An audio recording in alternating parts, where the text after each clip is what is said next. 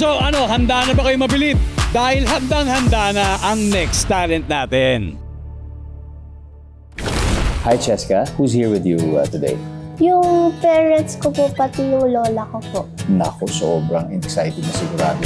Nalaman ko po nung nakanta po ako nung 3 to 4 years old po ata.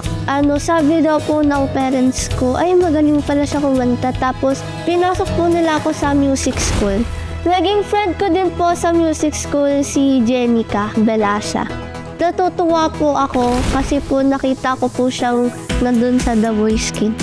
Nai-inspire po ako sa kanya. Ibibigay ko po yung best ko at sana po mapili niyo po ako. Wow! Let's go!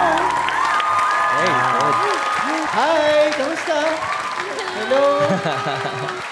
Ikaw na mismo yung pumili ng kantang to para i-perform.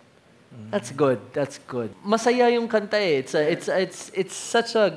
Parang siyang bittersweet song. Yeah, it's a bittersweet song na it's full of colors. And I think it explains yung pagkabata mo, yung pagka-inosente mo, yung kung sino ka man. And it matches you.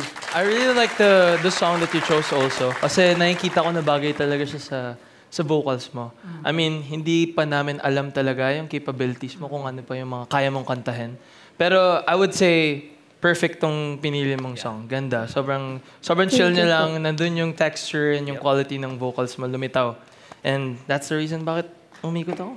So, yeah. Pang ilang competition mo nito, Cheska? Pangalawa na lang po. Grabe, pangalawa pa lang na competition pero yung confidence mo para sa pangalawang competition sobrang nag-uumapaw na. And I think sa amin, sa Team Benkada, matutulungan namin na mag-grow pa yung confidence mo. Kasi yung soul tsaka yung heart sa boses mo, nandyan na eh. Like, you have what it takes. Kaya, let's take it further dito sa... Ako, ang masasabi ko lang that you're in good hands kung sino man ang piliin mo kay Coach Zach and sa Ben and Ben. So, who would you choose? Let's go, Cheska. Ang pipiliin ko pong coach ay si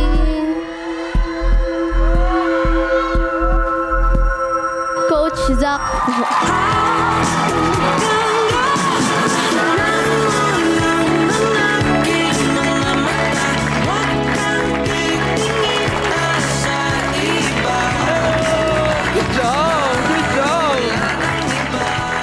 welcome to Project Z! I know, fit tayo eh. Kailangan lang natin hasain pa a little bit more pag nag-practice na tayo. Pero panis yung mga ganyan na ganyan yung mga kantaan ko ngayon. Good job, Cheska. Sumali na kayo sa ating online kulitan using our hashtag na nakalagay dyan sa ating screens. Yan, makikita nyo dyan. Shoutout din pala sa Team Abroad na nanonood sa atin all over the world via GMA Pinoy TV. Naka-livestream po tayo. Sana umabot din po dyan yung energy na binibigay ng ating Sobra Signa Studio audience. So ito na. Ituloy na natin ang flight auditions. Ito na yung susunod.